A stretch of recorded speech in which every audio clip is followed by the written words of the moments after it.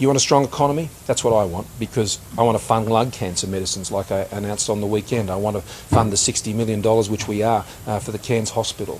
I want to ensure, that we can continue to support our school education right around the country, which we're funding at record levels.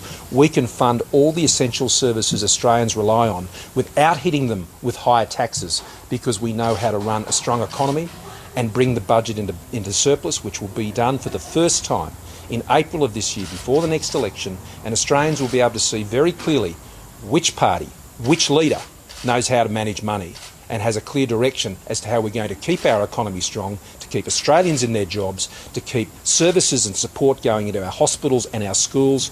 That's why we believe in a strong economy, because it keeps Australians together and strong and having the services that they need. So I want to thank everyone, and particularly Peter, thanks for having us here in your neck of the woods. I'm looking forward to the rest of the day, Warren, and I want to thank particularly the National Trust here for the work that you're doing and telling the stories in this wonderful place. And I encourage all Australians who may be watching this or hearing this in some way or shape or form, get yourself to Cooktown.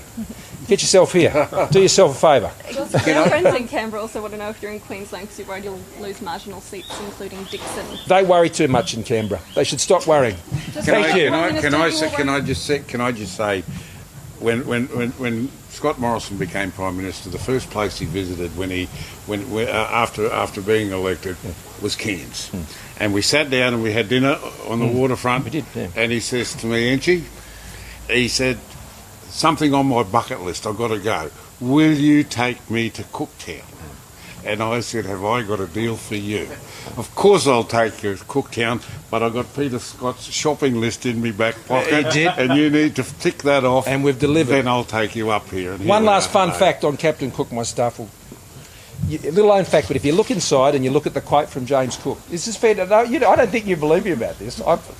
Tony Horowitz wrote a book called Into the Blue, and he retraced a lot of Cook's voyages, and he told the story of the contemporary islands and the places that Cook visited, and he was here in Cooktown at the pub. And in that book he opens it up by saying that actually James Cook was the inspiration for James T. Kirk in Star Trek. And it's fitting, if you look at the words that are said by Cook, you can see going where no one's gone before, all of those sort of things. So that's what... There are many things to commemorate about James Cook, but he was an enlightened individual at a time that needed a bit of light, and I think a lot of his light and the experiences he had with the local Indigenous people here in Cooktown can shed a lot of light on how we can bring Australians together today. Thank you very much.